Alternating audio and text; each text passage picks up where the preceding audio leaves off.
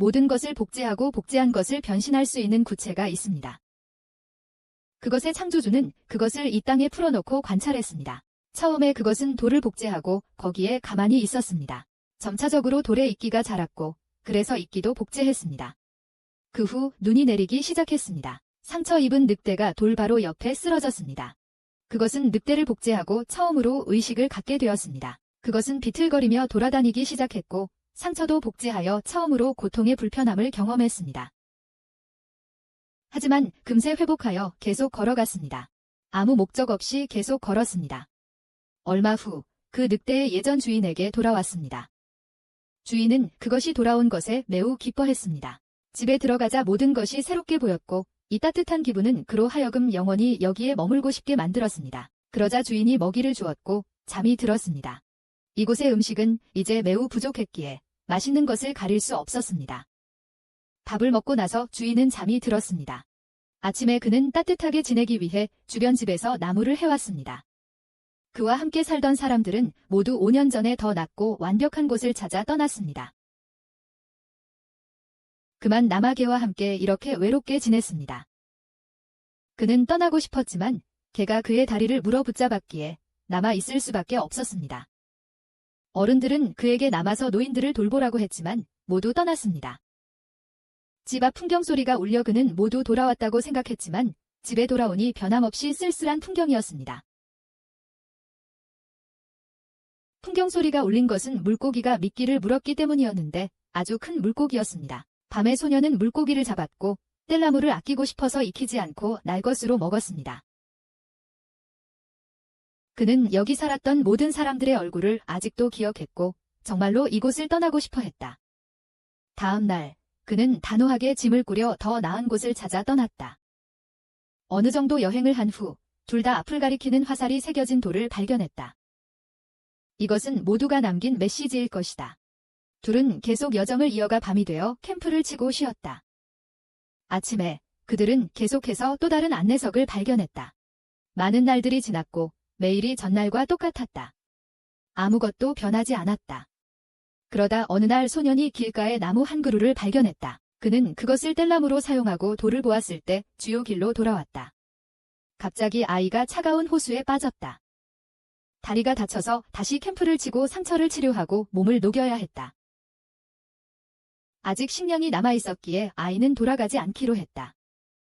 아이는 여정을 계속하기로 했다. 힘이 남는 한 계속 갈 것이었다.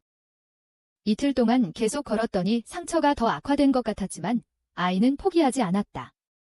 사람들이 돌아오지 않았다면 정말 좋은 곳에 도착했을 테니까 그 집에서 썩어 죽으려고 돌아갈 수는 없었다. 하지만 아이는 다음으로 보이는 돌의 화살표에 X 표시가 되어 있는 것을 발견했다. 근처에는 부서진 차량의 잔해와 자신이 조부모를 위해 만들었던 것과 비슷한 무덤들이 있었다. 소녀는 무슨 일이 일어났는지 알았지만 여전히 최대한 긍정적으로 생각하려 했지만 눈물은 계속 흘렀다. 그는 더 나은 곳에 도달할 수 있을지 궁금해했다. 소녀는 포기하고 집으로 돌아가기로 했다. 둘은 썩어가는 그 집으로 돌아가기 위해 여러 날을 헤맸다. 소녀는 며칠 동안 불을 피우거나 음식을 구하려 하지 않고 우울해했다. 다리에 난 상처는 거의 치료되지 않아 점점 악화되었고 그래서 일어날 일이 일어났다. 소녀는 의자에 앉아 숨을 거두었다. 늑대는 달려와 소년의 모습을 본떠 인간이 되었다. 소녀는 천국에서 더 나은 곳에 도착했습니다. 인간의 형상을 하고 소년이 항상 원했던 더 나은 곳으로 향했습니다. 이제부터 많은 사람들을 만나고 더 많은 것을 경험하게 될 것입니다. 그것은 자신의 진화를 위한 더 많은 정보를 찾기 위해 남쪽으로 갔습니다. 인간적인 특징이 부족하고 다리 부상에 영양 보충도 거의 없었기에 금방 죽었지만 매번 다시 태어날 수 있었습니다. 이 생명체에게 죽음은 곧 변화였습니다. 지금까지 6번 죽었습니다. 처음에는 다시 태어나는데 5일이 걸렸지만 6번째에는 반나절밖에 걸리지 않았습니다. 마침내 이전 주인이 간절히 가고 싶어 했던 산에 도착했습니다. 하지만 곧 거대한 곰의 공격을 받아 다시 죽었습니다. 어느 마을에 마치라는 어린 소녀가 살았습니다. 그녀는 주로 근처에 사는 페로나라는 언니와만 놀았습니다. 놀던 중 마치는 부모님의 부름을 받고 집으로 돌아갔습니다. 마치는 마을에 아이가 3명밖에 남지 않았고 그중 2명이 바로 이 집에 있었기에 어른이 되고 싶어 했습니다. 엄마는 그녀가 야뇨증 없이 잠잘 수 있을 때 어른으로 여겨질 것이라고 생각했습니다. 다음 날 아침, 페로나는 여전히 평소처럼 활쏘기를 연습하고 있었지만 실력은 형편없었습니다. 마치는 여전히 봉제 인형 가지고 놀고 있었다. 페로나가 놀러왔을 때 갑자기 종소리가 울렸다. 페로나는 그 의미를 알고 있었기에 서둘러 마치를 산에서 데리고 내려왔다. 하지만 가는 길에 마을 수비대장인 헤이스에게 둘 다 멈춰섰다. 알고 보니 아까 종소리는 집합 명령이었다. 마치는 마을로 돌아왔고 마을 촌장은 헤이스와 함께 모든 사람들을 모아 번영과 평화를 가져다주는 신에게 선택받았다며 신에게 바칠 티끌 하나 없는 소녀를 선택해야 한다고 발표했다. 마을 촌장은 마을의 새 아이들을 살펴본 후 어린 마치를 선택했다. 모두들 그녀가 선택된 것을 축하했다. 부모님은 다른 사람들 앞에서는 웃었지만 집에 돌아와서는 울면서 아이에게 사과할 수밖에 없었다. 헤이스들이 와서 그 소녀가 신에게 바쳐질 제물로 선택되었다는 것을 알렸다. 의식 당일, 그녀는 가족들과 작별 인사를 하는 축제에 참여한 후 산으로 올라가 신에게 제물로 바쳐질 것이었다. 1년 후, 가족들은 유골을 수습하기 위해 그곳으로 돌아올 것이었다. 마치는 죽고 싶지 않고 어른이 되고 싶었기에 완강하게 거절했다. 마치는 자신만 죽어야 하는 것을 받아들일 수 없었지만 어쩔 수 없었다. 그 후로 마치는 끊임없이 헤이스들의 감시를 받았다. 만약 그녀가 도망친다면 여동생이 대신 선택될 것이었다. 데려가는 날, 마치는 부모님께 작별 인사를 하고 떠나야 했습니다. 산으로 올라가는 길에 헤이스는 마치가 저 세상으로 건너가면 원하는 대로 자유롭게 어른이 될 수 있을 거라고 말했습니다. 갑자기 헤이스를 향해 화살이 날아왔고 마치는 그 틈을 타 도망쳤습니다. 누군가 뛰쳐나와 헤이스를 들이받고 도망쳤습니다. 도망치던 중 마치는 발을 헛디뎌 근처 작은 연못에 빠졌습니다. 거기서 마치는 우연히 그 불멸의 존재를 만났습니다. 2명의 병사가 와서 그것의 부활을 목격하자 괴물이라고 생각하고 공포에 질려 도망쳤습니다. 그것은 그 후 뒤돌아섰고 어린 마치는 질문하려 했지만 대답을 듣지 못하고 그것을 따라갔습니다. 헤이스를 공격한 사람은 사실 페로나였습니다. 그녀는 해골을 이용해 마치의 죽음을 위장하려 했지만 헤이스는 페로나가 반드시 처벌받을 것이기에 그곳에 두고 떠나기로 결정했습니다. 2 병사가 돌아와 헤이스에게 마치가 괴물과 함께 있으니 다른 아이를 찾아야 한다고 말했습니다. 작은 마치는 이제 자신이 말을 할 수 없다는 것을 알았습니다. 둘 다 배가 고팠는데 과일이 가득한 나무를 발견했고 마치는 과일을 따러 나무에 올라갔습니다. 마치가 과일을 주자 갑자기 과일을 땅에 던지고 이전처럼 늑대처럼 몸을 숙여 먹었습니다. 어린 소녀는 그것에게 감사하다고 말하는 것을 가르치려 했지만 소용이 없었습니다. 작은 마치는 과일을 따고 그것은 마치를 위해 남기지 않고 모든 것을 먹어치워 마치는 울며 다시 나무에 올라가 스스로 따먹었습니다. 하지만 그것이 아래에서 위를 보고 서 있는 것을 보자 소녀는 그것이 먹도록 음식을 몇 개 던져주었다. 마치 아이를 돌보는 듯한 그 기분에 소녀는 흥미를 느꼈다. 먹는 것이 지치자 그것은 부러진 나무 뒤에서 잠이 들었다. 그날 밤 마치는 탈출 후 마을로 돌아왔지만 남은 2 아이가 제물로 바쳐지는 것을 보고 페로나와 마을 사람들이 자신을 외면하는 꿈을 꾸었다. 꿈에서 본 일에 마음이 불안해진 마치는 적극적으로 돌아가기로 했다. 하지만 그것이 깨어나 마치를 보지 못하자 소녀를 따라왔다. 소녀는 그것이 다른 방향으로 가도록 과일을 던져주었지만 그것은 계속해서 마치를 따라왔고 소녀는 점점 더 그것의 어미 같은 기분을 느꼈다. 후에 마치는 그것에게 음식을 잡는 법을 가르쳤지만 그것은 여전히 음식을 땅에 떨어뜨리고 개처럼 먹었다. 3월에 그것을 아이처럼 여긴 마치는 불멸을 뜻하는 후시에라고 이름 짓기로 했다. 2명의 병사는 헤이즈가 돌아오기를 기다리며 페로나를 지키고 있었다. 하지만 페로나는 그들의 방심을 이용해 신발에 숨겨둔 칼을 꺼내어 밧줄을 잘랐다. 근처에서 이전에 후시에를 죽였던 곰이 다가오고 있었다. 페로나가 밧줄을 자르는 순간 거대한 곰이 엄청난 몸집으로 나타났다. 화살은 아무런 효과가 없었고 곰은 한 병사를 물어 죽였다. 한 병사는 도망쳤고 곰은 페로나를 노렸다. 페로나는 간신히 밧줄을 잘라 도망쳤지만 곰은 그녀를 절벽 끝으로 몰아넣어 떨어뜨렸다. 한편 헤이즈는 마치가 후시와 함께 걷는 것을 발견했습니다. 페로나는 다행히 나뭇가지에 걸려 마치가 후시를 발견했던 연못에 떨어졌습니다. 마치는 이제 헤이즈와 돌아가기 위해 후시에게 작별 인사를 하고 있었지만 마치가 떠나는 것을 본 후시는 진화하는 듯 했습니다. 점차 인간다움의 가장 중요한 측면인 감정을 배우기 시작했습니다. 페로나는 걷다가 길에 흩어져 있는 물린 과일들을 보고 따라갔습니다. 그러다 우연히 후시를 만나 마치에 대해 물었지만 후시는 아직 말을 배우지 못해 대답할 수 없었습니다. 그녀는 후시가 향하고 있는 방향이 재단이라는 것을 깨달았습니다. 한편 마치는 헤이즈에게 약으로 보이는 것을 먹게 되었습니다. 헤이즈가 후시에 대해 묻자 병사들은 자신들이 본 괴물이라고 말했습니다. 갑자기 전에 있던 병사가 와서 곰 때문에 위험하다고 알렸습니다. 그들에 따르면 그 곰은 그들이 마치를 제물로 바치려던 신이었습니다. 겁에 질린 병사들은 돌아가려고 했지만 헤이즈는 계속해서 제단으로 가는 우회로를 이용하려 했습니다. 마치는 약을 먹고 잠이 들었습니다. 그녀는 헤이즈에 의해 제단으로 옮겨졌습니다. 그녀와 병사들은 안으로 들어가 이전 제물의 뼈를 치우고 마치를 그곳에 놓고 단단히 묶었습니다. 그때 그녀는 다가오는 큰 소리를 들었습니다. 거대한 곰이었습니다. 그것이 돌진에 들어왔고 그 순간 페로나도 달려들었다. 헤이즈는 이를 무시하며 페로나도 곰의 또 다른 먹잇감이 될 거라고 생각했다. 페로나는 칼로 밧줄을 자르려 했지만 칼이 충분히 날카롭지 않았다. 그때 곰이 다가와 발로 그녀를 쳐 날렸다. 이때 후시에가 나타났다. 헤이즈는 이를 무시하고 문을 닫았지만 후시에를 알아보자 그녀와 병사들은 담을 타고 올라가 지켜보았다.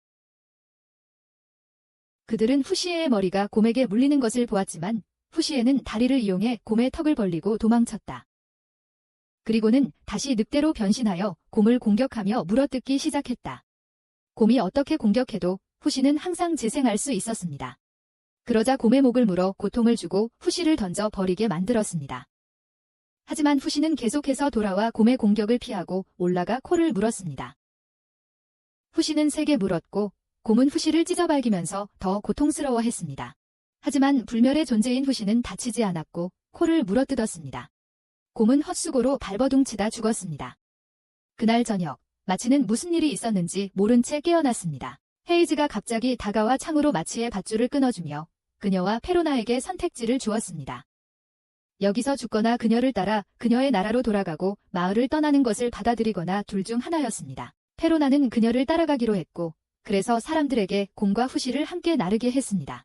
그 후 후시는 마치로 갔고 페로나는 여전히 후시의 위험한 성격 때문에 후시를 두려워했습니다. 하지만 후시는 마치가 떨어뜨린 과일을 먹으려고 몸을 숙였고 마치가 전에 가르쳐준 대로 고마워요 라고 말했습니다. 몇 년 전 페로나는 제물로 선택되었습니다. 하지만 그녀의 언니는 그녀를 나무에 숨겨 언니가 준비한 음식을 먹고 살아남도록 속였습니다. 일주일 후 페로나는 마을로 돌아왔지만 제물이 되는 것을 피하고 대신 언니를 제물로 바치게 했기 때문에 마을 사람들에게 멸시를 받았습니다. 그녀는 따돌림을 당하고 마을에서 쫓겨났습니다. 절망에 빠진 그녀는 도망치다가 언니의 잘린 발처럼 보이는 것을 보고 겁에 질렸다. 그들은 여전히 헤우스의 나라로 돌아가는 길이었다.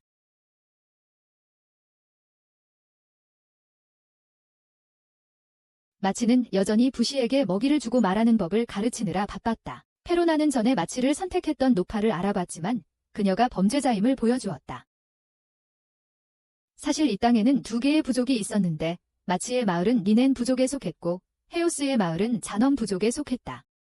자넘 부족은 항상 니넨 부족의 땅을 차지하려고 음모를 꾸몄지만 겉으로는 니넨 부족의 의식을 돕는 척했다. 그들은 노파와 같은 범죄자를 이용하여 그들을 속이고 그들의 제사의식을 방해했다. 점차 니넨 부족 사람들은 그것을 알아채지 못한 채 자넘 부족에게 정신적으로 침략당하게 될 것이다. 페로나는 니넨 사람들이 자신들의 소위 믿음을 따르기 위해 혈육을 벌이는 것을 보고 그들을 증오했다. 페로나는 이 야만적인 관습을 끝내려고 했지만 노파는 니넨 사람들이 자신의 신앙에 눈멀게 헌신하기 때문에 불가능하다고 믿었다.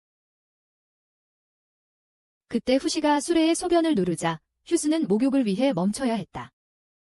마치가 후시를 내리자 후시는 갑자기 옛 주인의 모습을 떠올리고 인간의 모습으로 돌아왔다. 마치는 그제야 자신들을 따라다니던 개가 사실 후시였다는 것을 깨달았다. 페로나 또한 마치가 이 불멸의 존재를 알고 있다는 사실에 놀랐다. 페로나는 후시가 그의 끝없는 삶에서 의미를 찾을 수 있을지 궁금해했다. 저녁이 되자 휴스는 무사히 그들을 마치의 마을보다 더 발전되고 현대적인 야눔 사람들의 나라로 데려왔다. 휴스는 그들이 원하는 대로 먹게 하고 자신이 값을 지불하겠다고 했다. 즐거운 시간을 보내던 중 마치는 부모님 생각에 슬퍼졌다. 갑자기 근처에 우체국이 눈에 띄었다. 마치는 부모님께 편지를 붙이려고 우체국에 들어갔지만 주인이 부모님이 니넨 출신이라는 것을 알자 주저하는 기색을 보였다.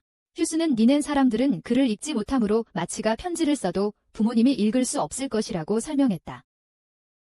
그러자 마치는 종이에 잉크로 손도장을 찍었는데 부모님이 이것을 이해할 것이라고 생각했다. 하지만 니넨에는 마을이 40개가 넘어 정확한 주소를 아는 사람이 없어 어디로 보내야 할지 몰랐다.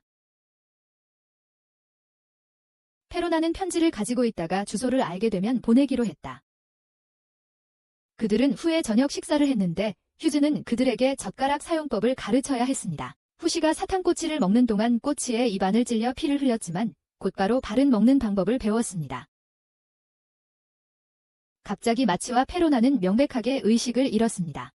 휴즈는 어떤 계획을 세우고 있었습니다. 그녀는 상관들 앞에 후시를 데려가 곰신을 어떻게 물리쳤는지 보고했습니다. 후시의 불멸성을 시험하기 위해 그들은 죄수를 데려와 그를 찌르게 했습니다. 후시는 빠르게 회복되었고 그 남자의 어깨를 꿰뚫는 송곳을 만들어냈습니다. 후시는 이제 고통을 알게 되었고 계속해서 고문을 당하고 공격을 받았습니다. 하지만 그가 늑대로 변신하여 도망치려 하자 헤우스가 화살을 쏘아 그를 중간에 쓰러뜨렸습니다. 그녀는 그 후 푸시를 마치와 함께 가두어 소녀가 그를 진정시키도록 했습니다. 마치는 푸시의 화살을 뽑아주고 페로나를 찾았습니다. 언니는 위층에 있었고 마치에게 로프에 화살을 매달아 위로 올려보내달라고 부탁했습니다. 그녀는 또한 마치에게 푸시의 털을 몇 가닥 위로 올려보내달라고 부탁했습니다. 푸시는 갑자기 감방 구석으로 달려가 밖으로 나가려고 파기 시작했습니다. 둘 다 거기에 갇혀있는 곰을 보았고 죽은 것이 아니라 부상으로 지쳐있는 것 같았습니다. 마치는 곰의 등에 화살이 가득한 것을 보고 치료해주고 싶어 했습니다. 갑자기 휴스가 돌아와 곰을 봐줄 사람을 아무도 찾지 못했다고 말했습니다. 마치를 찾자 그녀는 곰을 보게 하며 설령 곰이 마치를 잡아먹더라도 상관없다고 말했습니다. 그 후로 마치는 푸시를 돌보면서 곰을 지켰고 페로나는 위층에서 탈출 계획을 세웠습니다. 그녀는 할머니의 탈출을 돕고 함께 경비병들을 제압하여 마치를 데리고 나갈 생각이었습니다. 그녀는 마을 사람들에게 더 이상 재물의식이 필요 없다는 것을 증명하기 위해 곰의 가죽과 털을 가져가고 싶었습니다. 마치는 곰의 몸에서 모든 화살을 제거하고 곰과 친구가 되었습니다. 그녀는 곰이 더 이상 인간의 공격을 받지 않고 결국 제자리로 돌아갈 것이라고 믿었습니다. 하지만 고맙다는 말이 들렸고 곰은 세상을 떠났습니다. 페로나는 이 사실을 알고 곧 행동해야 한다고 결심했습니다. 그날 밤 그녀는 다음 날 시체가 옮겨지기 전에 곰으로부터 증거를 얻기 위해 밖으로 올라갔습니다. 올라가던 중 미끄러졌지만 미리 로프를 메어 두었기에 무사했습니다. 하지만 로프가 끊어지는 바람에 근처 창고로 재빨리 몸을 던져야 했습니다. 그녀는 무사히 창고 안으로 떨어졌지만 병사에게 붙잡혔습니다. 병사가 그녀를 폭행하려 하자 그녀는 즉시 반격하여 그의 소지품을 훔쳤습니다. 이제 병사의 군복을 입은 페로나는 마치와 후시를 돕기 위해 마치를 찾아갔습니다. 그녀는 마치의 감옥 문을 열어주었고 할머니도 잊지 않고 풀어주었습니다. 그녀는 그들을 하수구를 통한 탈출로로 안내하고 할머니에게 먼저 마치를 데리고 가라고 말했습니다. 마치가 페로나가 무엇을 하려는지 보려고 하자 페로나가 곰을 해치려는 것을 보고 어린 소녀는 페로나에게 멈추라고 요청했습니다. 소녀는 곰이 죽었다고 믿었음에도 불구하고 페로나가 그렇게 하는 것을 받아들이지 않았습니다. 하지만 페로나는 마을 사람들에게 증거를 보여주어 다시는 아이들을 희생시키지 않도록 곰의 가죽 일부가 필요했습니다. 페로나는 마치에게 자기가 하는 일이 곰에게 좋은 일을 할 것이라고 설명하려고 했지만 마치는 완강하게 거절했습니다. 페로나는 거기서 더 시간을 낭비하고 싶지 않았기 때문에 마치의 바람을 받아들이고 그녀와 함께 떠났고 대신 마을 사람들에게 구두로 설명해야 할 것이라고 생각했습니다. 마차를 타고 도망치는 길에 마치는 자라서 마을 사람들이 자신을 다시 보게 되면 기뻐할 것이라고 믿으며 자신의 장래 계획을 이야기했습니다. 길이 더욱 험해지자 할머니는 운전자를 바꾸고 싶어 했습니다. 술의 한쪽 구석에서 불이 나자 페로나는 급히 불을 껐습니다. 갑자기 공격을 받자 페로나는 준비해둔 장비로 화살을 막았습니다. 그녀는 활로 반격했지만 소용없었고 휴즈는 후시를 넘기면 목숨을 살려주겠다고 제안했습니다.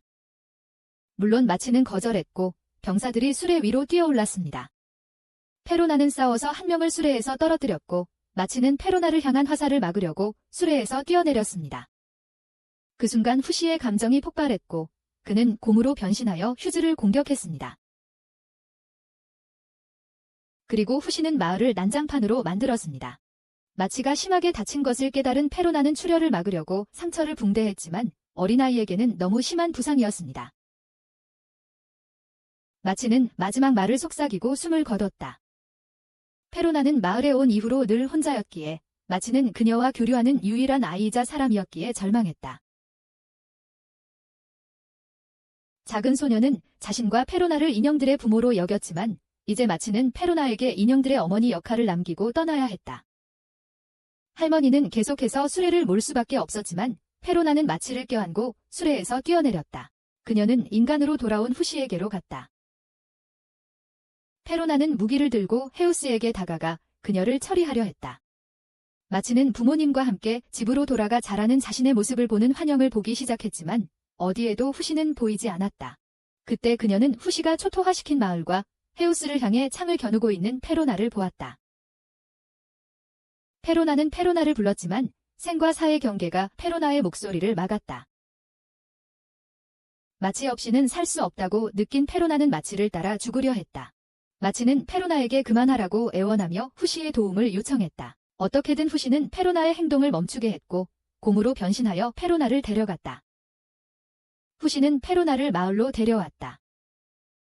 모두 후시를 자신들이 숭배하는 곰신으로 알아보고 두려워했다.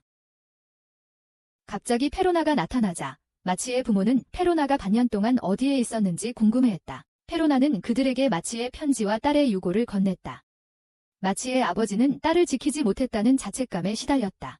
자난다의 사람들이 온다는 소식을 듣자 페로나는 후시가 추격당하고 있음을 알고 도망치라고 말했다. 후시는 이해한 듯 슬픈 표정으로 늑대로 변신하여 떠났다. 그런데 페로나는 후시를 추적하는 헤우스를 발견하고 마치를 죽였던 화살로 그녀를 쏘았다. 정말 죽이고 싶었지만 겨우 팔에만 맞았다.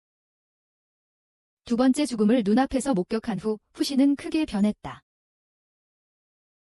그는 새로운 자극을 모으기 위해 계속 나아갔고 늑대의 모습으로 대부분의 시간을 보내며 후각으로 방향을 정했다. 곰으로 변신하는 것을 싫어했는데 그 모습은 고통만 가져다 주었기 때문이다. 가끔 인간의 모습으로 변신했지만 별다른 행동은 하지 않았다. 배가 고프면 마치의 모습으로 변의 나무에 올라가 과일을 따 먹었다. 그때 익숙한 냄새, 할머니의 냄새를 감지했다. 그녀에게 다가갔고 그녀는 자신이 여정 중에 버려졌다고 생각했다. 길을 잃고 살아남기 위해 구걸해야만 했다. 그녀는 마치가 여전히 살아있다고 믿었다. 후시가 다가와 마치의 핏자국을 보고 다시 10대 소년의 모습으로 변신하는 것을 볼 때까지 그제야 그녀는 그가 푸시라는 것을 깨달았다. 푸시는 계속해서 정처 없이 헤매었고 그녀는 그를 따라갔다. 며칠 동안 굶주려 지친 그녀는 푸시를 따라가는데 힘겨워했다. 그의 허벅지를 보고 그녀는 배가 고파 물려고 했지만 그는 늑대로 변신하여 으르렁거렸다. 그러고는 마치로 변신하여 나무에 올라가 혼자 과일을 먹었다. 그녀도 먹고 싶어 했기에 그는 과일을 몇 개 던져주고 내려와서는 고맙다는 말을 요구했다. 그녀는 그를 기쁘게 하려고 감사를 표했고 지도를 보자 종이를 꺼내 베꼈다. 푸시는 글쓰기에 관심이 있는 것 같았기에 그녀는 그에게 글쓰는 법을 가르쳐주고 싶어 했고 글쓰기와 인간처럼 사는 법을 가르쳐주기 위해 그를 따라오라고 했다. 피오린이라는 이름의 할머니는 푸시에게 만났던 사람들의 이름을 쓰는 법을 가르쳐 주었다. 그녀는 그에게 주변의 사물 이름을 짓는 법, 인간처럼 물 마시는 법, 인간처럼 먹는 법, 그리고 먹은 후 고맙습니다 대신 맛있다라고 말하는 법을 가르쳐 주었다.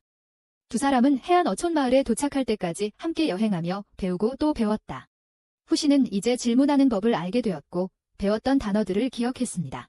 그는 점점 더 또렷하게 말하며 피오린에게 마치가 바랐던 대로 자라기를 바라는 자신의 소망을 이야기했습니다. 그녀를 만나기 전까지 그는 누군가가 먹을 것을 줄 때까지 항상 혼자 여행했습니다. 그들의 이름은 몰랐지만 그들을 또렷이 기억했고 이제 그들의 모습으로 살아가고 있었습니다. 그날 밤, 피오리는 그들이 자신의 고향, 자난다와 종종 전쟁을 벌이는 나라에 도착했음을 깨달았습니다. 그녀는 아는 사람을 만나러 가기 전에 하룻밤 묵을 계획이었습니다. 잠을 자는 동안 후시는 갑자기 그의 몸을 꿰뚫는 초자연적인 존재의 공격을 받았습니다.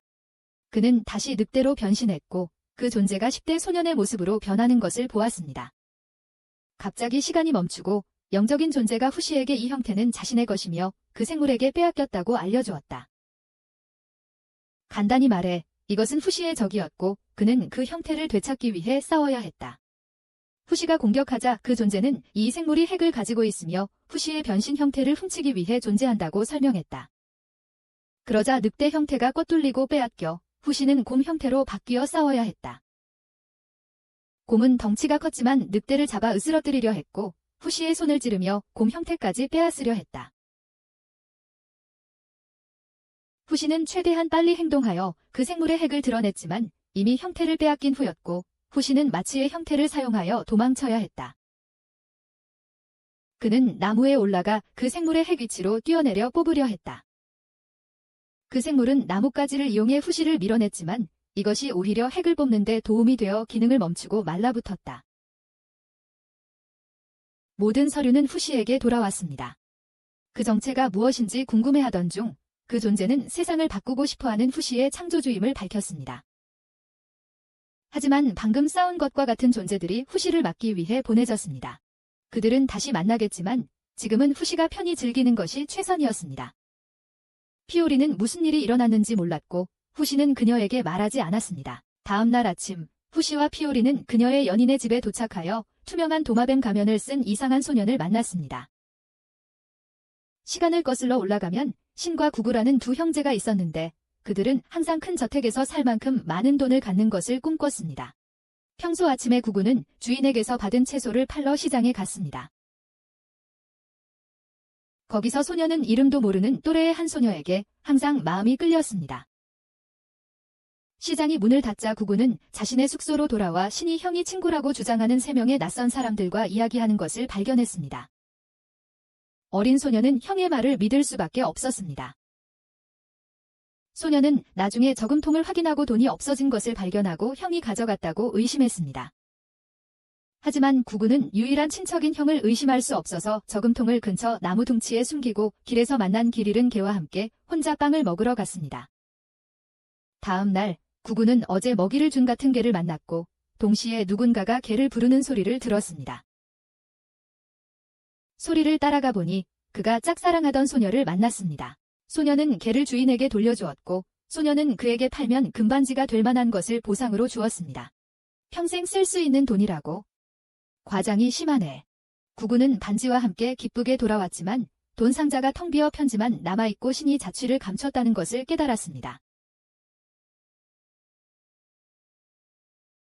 구구는 언덕에서 슬프게 방황하며 목재 트럭을 바라보며 모든 것을 끝내려고 트럭에 뛰어들까 생각했습니다. 갑자기 통나무가 트럭에서 떨어져 구구를 위협했고 그는 그 어리석은 생각을 버렸습니다.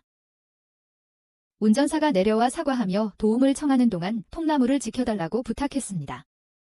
하지만 통나무는 언덕 아래로 미끄러져 내려갔고 아래에는 꽃을 따던 젊은 여성이 있었습니다.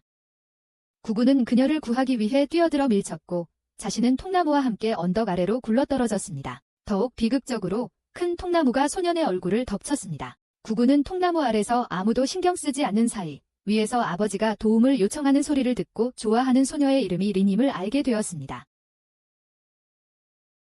소녀는 저녁까지 그곳에 누워있다가 근처 술 저장고의 노인이 발견하여 치료를 받았습니다. 의식을 되찾았을 때 구구는 자신의 얼굴이 완전히 망가진 것을 보고 추한 얼굴을 가리기 위해 이 가면을 쓰게 되었습니다. 현재로 돌아와 후시와 오린 여사가 집에 들어가자 구구를 만났습니다. 그러자 오린 여사는 후시의 능력을 술 저장고 노인에게 보여주기 위해 모두를 밖으로 데리고 나갔습니다. 구구는 후시의 능력에 굉장히 매료되어 친구가 되자고 제안하고 후시를 데리고 관광을 시켜주었습니다. 저녁 식사 중에 오린 여사와 술 저장고 노인은 후시를 이용해 돈을 벌 방법을 논의했지만 구구는 후시와 가까워져 가족처럼 여겼기에 후시를 보호하기 위해 나섰습니다.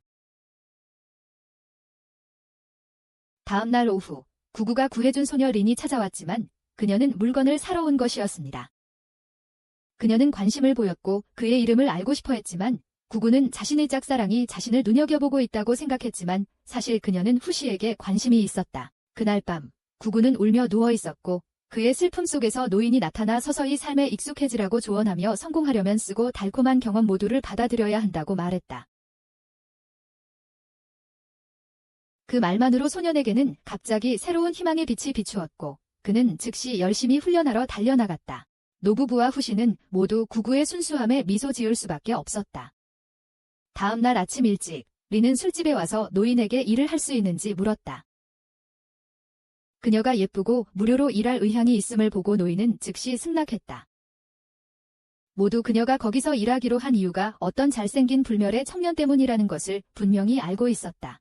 저녁 식사 시간에 노인은 린 앞에서 능력을 사용하지 말라고 후시에게 경고했다. 그렇지 않으면 현지인들이 원치 않는 관심을 끌 수 있기 때문이다. 설거지를 하던 중 구구와 후시는 후시가 어떤 물건에 다치면 그 물건을 복제할 수 있다는 것을 알게 되었어.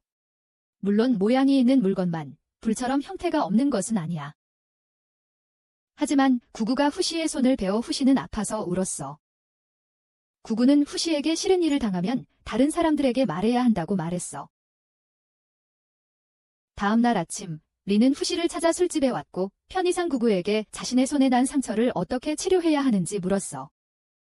구구는 할아버지를 찾아가 자신의 반려자를 어떻게 치료해야 하는지 물었어. 그래서 할아버지는 구구의 몸속에서 약수를 꺼냈어.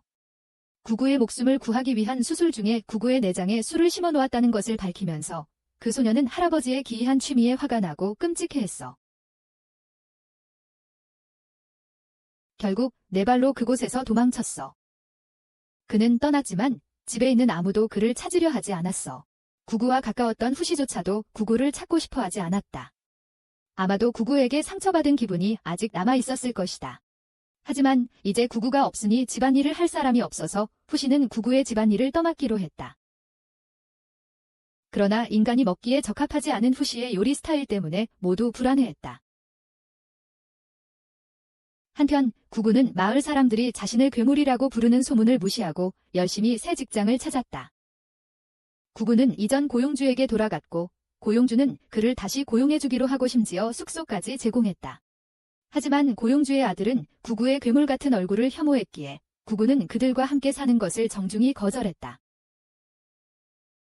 이미 평판이 나 있었기에 구구는 자신의 변형된 얼굴을 보여주기 위해 가면을 벗고 괴물이라는 낙인을 받아들였다. 한편 후시에게는 일이 순조롭지 않았다. 늑대가 된 것만으로는 부족하다고 느낀 푸시는 장난삼아 곰이 되기로 했다. 곰이 된 푸시는 집에서 밭으로 돌아다니며 어쩌다 보니 할아버지의 감자를 모두 파헤쳐 망가뜨렸다. 푸시는 부엌에서도 곰이 되었다. 자신의 무능함을 깨달은 푸시는 올인 할머니에게 집안일을 가르쳐달라고 부탁했다. 할머니는 푸시에게 구구를 찾아가 가르침을 청하라고 말씀하셨다. 리는 나중에 차를 가져와 할머니에게 왜 도와주지 않느냐고 물었고 할머니는 너무 푸시를 망쳐서는 안 된다며 그래야 더 인간적으로 성장할 수 있다고 대답했다. 구구의 처지는 그때 정말 비참했다. 가면을 벗자 주변 마을 사람들이 그를 끊임없이 조롱했다. 더욱 심한 것은 그의 고용주의 아들이 그의 오두막에 와서 그를 모욕하며 아버지에게 수치를 안겨주니 아버지에게서 떨어져 있으라고 그 아이에게 말했다. 그에게 친절했던 사람들에게 폐를 끼치고 싶지 않았던 구구는 떠났다. 그는 일자리를 찾으려 했지만 그의 얼굴을 본 모든 사람들은 공포와 잔혹한 말들로 반응했다. 동전이 바닥난 구구는 린이 준 반지를 떠올리고 전당포에 갔지만 마지막 순간에 팔기로 한 마음을 바꿨다. 거리를 배회하던 중 구구는 과거에 자신을 버렸던 형신을 만났다. 착한 마음씨의 구구는 신에게 반지를 주고 떠났다. 그의 형이 새롭게 시작할 수 있기를 바라면서 비를 피하려 오두막에서 자고 있던 구구는 갑자기 그를 팔 수 있다고 생각한 두 명의 낯선 사람들에게 붙잡혔다. 그 순간 후시가 나타나 겁에 질린 납치범들을 쫓아내 구구를 구출했다. 그래서 후시와 구구는 화해했다. 이후 둘은 곰 모습으로 마을 사람들을 놀라게 했다. 후시가 언제 포도주 저장고 집으로 돌아갈 거냐고 묻자 소녀는 아직도 노인이 한 집 때문에 화가 나서 돌아가고 싶어 하지 않았다. 며칠 동안 굶은 탓에 구구는 기절했고 후시에게 움막으로 데려가졌다. 후시는 소년의 잠재의식을 자극하여 많은 음식을 만들어냈다. 자극이 강할수록 기억이 깊어지고 음식을 재현하기 쉬워졌다. 배부르게 먹은 후 두 사람은 이야기를 나누었다. 구구는 부모님과 2명의 여동생과 함께 음식이 풍족한 호화로운 집에서 행복하게 살았다고 말했다. 하지만 어느 날 일 때문에 그 가족은 떠나 구구와 신을 두고 갔다. 구구가 가족이라고 생각했던 사람들은 사실 고용주였고 신만이 구구를 태어날 때부터 키웠지만 결국 신마저 그를 떠났습니다. 하지만 이제 구구에게는 가족 이상의 존재인 후시가 있습니다. 구구는 자신이 죽으면 후시가 자신의 모습을 하고 항상 자신을 기억해주길 바랐습니다. 그날 저녁, 리는 강아지를 가지고 노는 그 둘을 발견했습니다. 리는 할아버지가 자신의 행동을 반성하고 구구가 돌아오길 간절히 바란다고 전했습니다. 하지만 가면을 잃은 구구는 마을 사람들에게 놀림을 받을까 봐 두려워 돌아가기를 거절했습니다. 그러나 후시는 그것은 사소한 문제라며 구구를 위해 가면을 찾으러 뛰쳐나갔고 구구는 좋아하는 사람과 어색하게 둘만 남게 되었습니다. 아무 말도 못하는 구구를 보며 리는 자신의 이야기를 털어놓았습니다.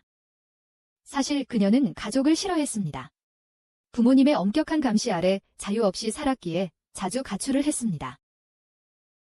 그 후 리는 구구에게 자신이 몰래 나갈 때 자주 쓰던 가면을 건네주며 구구가 무엇이든 상관없이 언제든 마음을 열고 이해하려 할 것이라고 말했습니다. 짝사랑하는 사람의 말을 들은 구구는 더 이상 텐트 속에 숨을 수 없었습니다. 오랫동안 찾던 후시는 마침내 연못에서 구구의 가면을 발견했고 동시에 자신을 만든 사람을 만났습니다.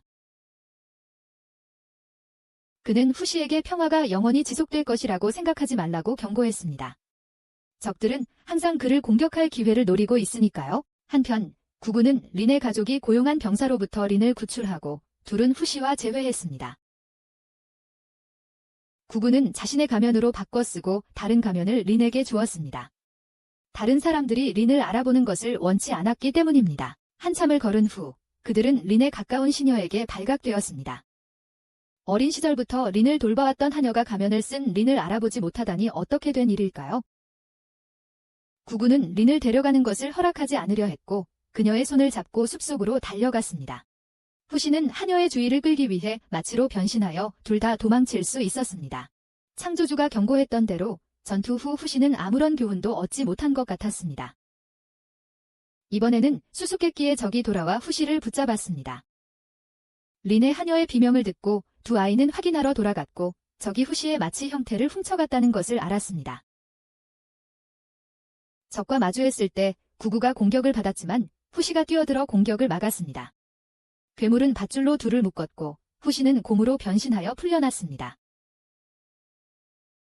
하지만 괴물은 구구를 내던지고 후시를 찌르며 계속해서 그의 변신 능력을 빼앗았다. 구구는 어지러움을 느끼며 몸속의 술을 토해내며 간신히 일어섰고 근처의 횃불이 바닥에 쏟아진 술에 불을 붙였다. 구구는 적을 불태우기 위해 불을 뿜는 생각을 떠올렸지만 안타깝게도 그는 몸속의 술을 모두 토해냈다. 소녀는 후시에게 잠시만 기다리라고 말하고 더 많은 술을 구하러 노인의 집으로 달려가 후시를 돕기 위해 돌아왔다. 도착하자 구구는 린의 가족들이 그녀를 노인의 집에서 끌어내려고 하는 것을 보았다. 술에 취한 구구는 비틀거리며 주위에서 일어나는 모든 일을 무시했다. 그는 다가가 노인에게 술을 가득 채워달라고 부탁하며 후시를 구하러 가야 한다고 말했다. 그 다음 술에 취한 소녀는 그의 첫사랑을 그녀의 부모 앞에서 옹호하며 자신이 린을 가장 사랑하는 남자라고 당당하게 선언한 후 싸움터로 돌아갔다. 그때 적은 곰으로 변했지만 술에 취한 구구는 거대한 불꽃을 내뿜어 적을 불태워버렸다. 쓰러진 적에게서 나오는 빛을 따라 구구는 푸시의 본 모습을 보았다. 푸시는 모든 변신을 잃고 돌 형태로 돌아갔지만 구구의 도움으로 잃었던 모든 형태를 되찾았다. 새벽에 돌아온 그들은 린의 가족이 있는 곳에서 구구가 요리 실력을 뽐내며 모두를 위한 성대한 잔치를 준비했다. 밖에서 창조주는 푸시와 이야기하며 그를 공격한 존재들이 이 세상을 파괴하기 위해 존재하는 노커들이라고 밝혔다. 그는 노커들이 패배하면 항상 그 패배에서 배우기 때문에 푸시가 강해지기 위해 떠나라고 요청했다. 노커들이 돌아왔을 때 푸시는 모든 형태와 기억을 잃고 이전처럼 돌덩이가 될 것이라고 말했다. 푸시는 구구가 자신과 함께 싸울 것이라고 믿으며 창조주의 말을 완강히 거부했다. 하지만 창조주는 이미 푸시의 운명을 알고 있었던 듯 더 이상 말하지 않고 떠났다. 수많은 세월이 흘러 구구는 꾸준한 훈련으로 건장한 청년으로 성장했습니다. 구구에게 배운 덕분에 푸시는 이제 요리를 아주 잘하게 되었습니다. 키도 더 크고 전보다 말도 유창해졌습니다. 린의 생일이 다가왔고 린은 푸시와 구구를 초대했습니다. 지난 4년 동안 푸시는 한 번도 변신하지 않았습니다. 자연스럽게 성장했고 변신하지 않은 이유는 첫째로 다행히도 노커들의 공격이 없었고 둘째로 푸시는 구구의 무리처럼 변신 없이 살아보고 싶었기 때문입니다. 이로 인해 자극과 경험이 적었고 이 기간 동안 얻은 경험은 대부분 평범한 일상에 관한 것이었습니다. 바느질을 배우던 중 린은 구구가 가장 좋아하는 음식에 대해 물었습니다. 푸시가 가재라고 밝히자 린은 파티에 내놓을 요리를 준비하기로 했다. 린은 구구가 무엇을 좋아하는지 몰랐지만 푸시는 린이 준 것이라면 구구는 무엇이든 좋아할 거라고 생각했다. 린은 부모님이 곧 자신이 본 적도 없는 사람과 결혼하도록 강요할 것이라고 말했다. 그녀는 푸시에게 결혼이 무엇을 의미하는지 설명했고 좋아하는 사람과만 결혼해야 한다고 믿었다. 푸시는 그녀가 좋아하는 사람이 구구인 것 같다는 것을 눈치챘다. 구구도 그녀를 좋아하는 것 같았다. 그러자 푸시는 자신이 만든 수건을 노인에게 주었다. 한편 밖에서 구구는 우연히 형인 신을 만났다. 신은 구구가 왜 가면을 쓰고 있는지 이해하지 못했지만 이렇게 오랫동안 그를 찾고 있었고 동생이 무사해서 다행이라고 말했다. 구구는 신이 왜 여기에 있는지 화를 내며 물었다. 구구의 형이 왔다는 말을 들은 오린 부인이 나와서 보았다. 신은 과거에 자신이 미혹되었던 것에 대해 구구에게 사과하고 싶어 했지만 구구는 그것이 신의 본성이었고 자신을 버리고 떠났다고 믿었다. 신은 이를 부인할 수 없었지만 여전히 구구에게 반지를 돌려주고 싶어 했고 구구는 그것을 쳐내며 거절했다. 신은 4년 동안 구구를 찾아 헤맸다. 그는 일을 해서 안정적인 수입을 얻었고 농기구 가게를 소유하게 되었다. 대저택을 짓겠다는 그의 꿈은 아직 멀었지만 구구와 함께 이루고 싶어 했다. 하지만 구구는 버려진 후 고생했지만 극복했다고 말하며 거절했다.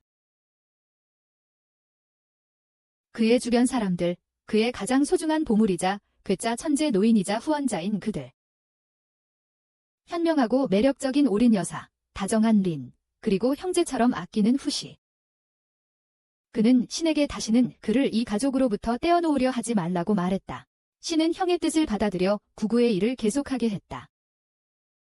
그는 구구에게 필요할 때 언제든 도움을 청하라고 했다. 형을 위해 할 수 있는 일이 그것뿐이었으니까 신은 그들을 만나 반지를 돌려주려 했다. 노인은 그것을 받았고 린은 그것을 보고 아버지가 자신을 위해 만든 반지라는 것을 알아챘다. 그녀는 길 잃은 개를 찾는데 도움을 준 사람에게 그것을 주었는데 우연히 마음에 드는 구구였던 것이다. 그녀는 나중에 구구를 찾기 위해 반지를 가지고 갔고 자고 있는 그를 발견했습니다. 그의 손가락에 반지를 끼워주려 했지만 그의 손이 너무 커서 그를 깜짝 놀라게 깨웠습니다. 린은 구구가 자신에게 고백해주기를 바랐습니다. 그는 이전에 그녀의 부모님 앞에서 그녀를 제일 좋아한다고 말했기 때문입니다. 구구는 그때 취해 있었기 때문에 기억하지 못했고 이 때문에 린은 화가 나서 자리를 떠나며 그의 생일 파티에 오라고 요구했습니다. 노인은 술이 진짜 감정을 드러내게 하는 효과가 있다고 설명했고 구구가 곤경에 처했다고 생각했지만 그를 위해 기뻐했습니다. 그런 다음 노인은 구구에게 괴물을 다루는 데 도움이 되도록 특별히 만든 새로운 가면을 주었습니다. 이 가면에는 내장된 정화 시스템이 있어서 횃불 없이도 불을 뿜을 수 있었습니다. 그 후 구구는 린의 생일 파티에 참석하기 위해 옷을 입었습니다. 늙은이는 푸시와 함께 떠나는 구구를 바라보며 감정이 북받쳤다. 하루만 떠나는 것이었지만 구구의 성장한 모습에 그의 마음이 움직였다. 자신이 죽기 전에 구구의 성장을 모두 지켜보지 못할 것을 후회했다. 구구는 린에게 줄 선물을 사고 싶었고 린이 예전에 좋아했던 꽃을 떠올려 그 꽃을 샀다. 린의 집에 도착해서 들어가자 구구는 아무렇지도 않게 음식을 먹기 시작했고 사람들은 수군거렸지만 구구는 신경 쓰지 않았다. 린이 나와서 두 사람을 맞이했고 구구는 새 마스크를 자랑했다. 구구가 이전 일을 꺼내려고 하자 리는 수줍게 화제를 돌렸다. 리는 푸시에게서 받은 채소를 받았고 구구는 꽃을 건넸지만 그 꽃이 우연히 린의 과거 사고를 떠올리게 했다. 구구는 그것을 몰라서 어색했지만 린은 받아들이고 안으로 들어갔다. 린의 어머니는 그것을 버리려고 했지만 린은 구구에게서 받은 것이라서 간직하고 싶어 했다. 한편 밖에서는 한 젊은 남자가 행사장에서 무례하게 마스크를 쓰고 있다고 구구를 비난했지만 구구는 마스크를 벗기를 거부했고 그로 인해 작은 싸움이 벌어졌고 린이 나서서 말렸다. 그 후 린의 아버지는 린에게 정략결혼 상대를 소개했고 그들은 함께 나가서 이야기를 나눌 수 있었다. 구구는 린이 그 사람과 웃고 즐거워하는 것을 보고 조금 마음이 아팠고 떠나려고 했다. 후시는 구구에게 너무 빨리 포기하지 말라고 했지만 구구는 이미 불리한 상황을 받아들였고 그냥 떠났다. 나중에 린은 구구에게 달려가서 앞서 일어났던 일에 대해 사과했다. 그런 다음 린은 구구에게 왜 마스크를 쓰는지 물었고 구구는 나무 들보가 떨어져 얼굴이 망가졌는데 그 이유는 그가 그 들보의 경로에 있던 사람을 구해야 했기 때문이라고 사실대로 말했다. 하지만 그는 여전히 그 사람 팔에 상처를 남겼고 그로 인해 그 사람이 수치심을 느꼈다고 생각했지만 그녀는 구구의 상처가 더 심각하다고 생각했습니다. 그녀는 전에 자신을 구해준 사람이 구구라는 것을 알고 있었지만 이제는 확신하게 되었다고 고백했습니다. 갑자기 구구가 서 있던 땅이 무너져 내리며 그는 떨어졌습니다. 창조주가 후시를 만나러 와서 노커들이 돌아와 이 저택 전체에 뿌리를 내렸다고 알려주었습니다. 후시는 구구를 찾으러 가려던 참이었는데 집이 무너질 것 같다는 것을 보고 모두가 탈출할 수 있도록 곰으로 변신하여 집을 지탱했습니다. 구구는 바위에서 자란 혀를 잡고 위에 있는 누군가에게 끌어올려졌습니다. 그는 후시를 찾으러 안으로 들어갔고 린의 부모님이 아직 나오지 않아 후시가 여전히 천장을 지탱하고 있음을 보았습니다. 그는 두 사람을 모두 데리고 나가야 했고 후시를 찾으러 다시 돌아갔습니다. 린은 구구가 위험에 처하는 걸 원치 않았지만 여자보다 형제애를 더 중요하게 생각했다. 구구가 안으로 들어가자 그는 푸시가 4년 전 모습으로 돌아온 것을 보았다. 돌로 된 곰 괴물이 공격해왔다. 구구가 불을 뿜었지만 이것은 돌로 만들어졌기 때문에 불의 영향을 받지 않았다. 곰이 한 번 내려쳤고 그 충격으로 땅이 두 동강 나면서 둘 다 아래쪽 말뚝 더미로 떨어졌다. 푸시는 자신의 팔다리를 화살로 변형시켜 돌 얼굴에 받고 올라갔다. 하지만 그 촉수들이 땅을 다시 붙이고 있었기에 푸시는 마치로 변신하여 올라간 후 구구도 끌어올렸다. 구구는 이 돌층이 그 촉수들처럼 안쪽 살덩이를 덮고 있다는 것을 알았기에 함께 약점을 찾아 올라갔다. 구구가 구멍을 발견하고 그 구멍을 더 크게 하려고 후시에게 화살을 달라고 했습니다. 구구는 안쪽이 드러난 것을 보고 곧바로 불을 뿜어 구멍을 산산조각 냈습니다. 하지만 핵심은 여전히 파괴되지 않았습니다. 그것은 벽에 박히고 그 핵심을 벽으로 옮겼습니다. 후시는 칼을 꺼내 공격했지만 속도가 너무 느렸습니다. 후시와 구구는 승리를 희망했지만 갑자기 후시가 교살당하고 마치의 모습이 빼앗겼습니다. 구구가 공격받으려는 순간 린이 달려들어 구했습니다. 두 사람이 도망치려 하자 곰이 공격해 저택 전체가 완전히 무너졌습니다. 후시는 일어섰지만 갑자기 자신의 것이 아닌 고통을 느꼈다. 후시는 무언가 나쁜 일이 일어나고 있음을 알았다. 구구와 린은 잔해 아래 깔려 있었다. 구구는 더 이상 버틸 수 없다는 것을 알았다. 두 사람은 여기서 탈출하면 함께 꽃을 따러 가자고 약속했다. 린은 구구의 가면을 벗기고 피가 뚝뚝 떨어지는 것을 보았다. 린은 갑자기 구구에게 키스했고 그 순간 후시는 구구의 모습으로 변신할 수 있다는 것을 깨달았다. 그는 또 다른 소중한 사람을 잃었다는 사실을 받아들일 수 없었다. 그는 구구가 죽었다는 것을 부인했지만 여전히 구구의 모습으로 싸웠다. 괴물이 그를 바다로 밀어 넣을 때까지 계속해서 불을 뿜었다. 괴물이 그를 쫓았지만 갑작스러운 온도 변화로 산산조각 나고 핵이 빠져나갔다. 창조주는 그것이 서쪽으로 갔고 지금 추격하면 따라잡을 수 있다고 말했지만 그는 그곳에 남아 일을 처리한 후에 쫓아가기로 했다. 그 후 그는 그들이 린을 구출했지만 구구는 정말로 세상을 떠났다는 것을 알았다. 신이 동생의 시신을 집으로 데려왔고 구구는 이제 자신에게 소중한 모든 사람들의 모습을 마지막으로 보았다. 하지만 자신이 죽었다는 현실을 깨닫자 구구는 모든 사람들을 마지막으로 한 번 더 안을 수밖에 없었다. 그 후 며칠 동안 후시는 더 많은 적을 끌어들이지 않기 위해 떠나기로 결심했다. 신이 구구의 일을 대신 맡고 막 깨어난 리는 구구를 찾아 나섰다. 무슨 일이 일어났는지 모른 채 리는 포도주 저장고로 달려갔다. 이때 구구는 후시에게 자신의 마지막 말을 전했다. 갑자기 린이 그를 찾아왔고 구구로 변신하여 그녀를 속여야만 했다. 그는 후시가 죽었다고 말하고 린을 무덤으로 데려갔다. 노부부는 상황을 이해하고 린을 속이기 위해 함께했다. 린은 구구와 함께 꽃을 따러 가고 싶어 했지만 그는 지금 바쁘다며 나중에 만나자고 하고 반지를 꼭 간직하라고 말했다. 그 후 며칠 동안 린은 그 꽃밭에서 후시를 기다렸고 아버지에게 더 이상 결혼하지 않겠다고 자신이 사랑하는 사람이 있고 그 사람은 지금 후시와 함께 여행 중일 거라고 말했다. 네, 그녀는 모든 것을 알고 있었지만 고통을 피하기 위해 자신을 속였습니다. 후시는 나흘 동안 여행을 했고 이제 창조주를 불렀습니다. 그는 이제 무엇을 해야 하는지 물었지만 창조주는 그가 3월의 모든 기억을 잃었기에 빼앗긴 것을 되찾기 위해 더 강해지기를 원했습니다. 그는 푸시가 필요했습니다. 푸시는 이 세상에서 유일하게 특별한 존재였고 노커들도 그를 필요로 했습니다. 하지만 푸시는 자신이 무의식적인 존재가 된다면 노커들이 더 이상 자신을 필요로 하지 않을 것이라고 생각했습니다. 그가 과일로 변신하자 창조주는 그를 다시 인간으로 되돌리며 과일이 되어도 노커들은 여전히 그와 놀러올 것이라고 말했습니다. 만약 그가 고집한다면 그는 다시 구체로 돌아가 인간의 형태로 돌아올 수 없을 것입니다. 창조주는 상관없겠지만 푸시는 분명 싫어할 것입니다. 푸시는 그에게 원한다면 싸우라고 했지만 창조주는 언젠가 자신이 사라질 것이고 세상을 보호하는 임무는 푸시에게 넘어갈 것이라고 말하며 어떤 수단을 써서라도 그를 훈련시켜야 했다.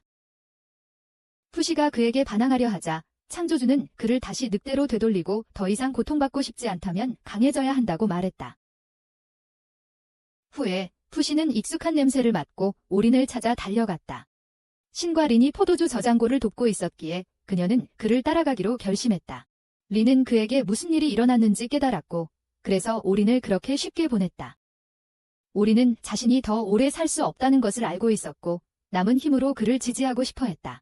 그가 거절하자 그녀는 받아들이지 않았다. 그는 다른 누구도 죽는 것을 보고 싶지 않았고 그녀에게 집으로 돌아가라고 애원했지만 그녀는 지팡이로 그를 때리며 이것이 자신의 삶이고 그가 자신의 하고 싶은 일을 통제할 권리가 없다고 말했다. 둘은 결국 함께 여행했지만 화해하지 못했고 서로 말을 하지 않았다.